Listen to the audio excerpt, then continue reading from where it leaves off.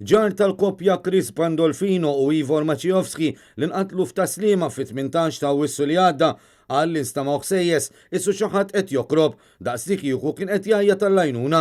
Fl-istess waqt kollox jindika li Daniel Muka kien libes parrokka kif daħal fid-dar tal-vitmi.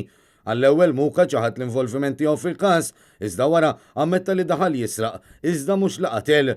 Dan ħareġ meta quddiem il-Maġistrat Nadine Lija komplet il-kumpilazzjoni kontra l-Albaniż Daniel Muka ta' 25 sena li wieħed mit-tliet irġiel akkużati bil-qtil ta' Pandolfino ta' 58 sena u ta' Maciejowski ta' 30 sena. Min barra Muka qed jiġu mixlin ukoll Viktor Drakomanski ta' 36 sena u Jesper Christiansen li ġie arrestat fi Spanja brabta mal-qtil doppju. Fil-qorti nagħtu ukoll li kienet Paula Pandolfino oħt Chris li tat lill-pulizija l-permess biex jiftħu l-bieb għax li kieku dawn kienu midruba jaf kien ikollhom bżonn l-assistenza. Mistoqsi mill-avukat difensur Noel Bianco dwar jekk il-pulizija kellhom xi sforzaw il-bieb biex jidħlu, l-ispettur Colin Sheldon wieġeb li iva. Spjega li sabu sinjaliżar ta' sgass viċin is-seratura li kien indika li kien hemm xi tbabis. Dan wara li Paula Pandolfino qaltlu l-instemat kommozzjoni fuq ġewwa u l-ġilderu jaħarbu mid-dar.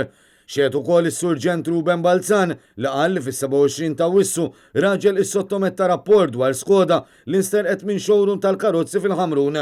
Minnaħa tagħha, is-surġent Valerie Mifsud mill-Ansa tal-Pulizija ta' Taslima xedet li dakinhar tad-delitt żewġ persuni daħlu fl-assa jirrapportaw li semgħu xi tiri. Fuq barra kien hemm mara li identifikat ruħha bħala Paula Pandolfino oħt il-vittma u raġel li identifika ruħu bħala tziju tal-vittma.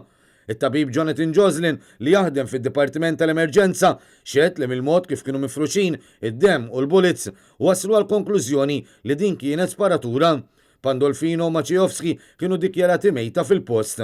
L-avukat Noel Bianco qed jidher għal Muka fil-waqt li l-avukati Joe Giglio u Roberta Bonello qed jidhru għal familjari tal-vittmi. L-ispetturi James Gregg u Colin Sheldon qed imexxu l-prosekuzzjoni.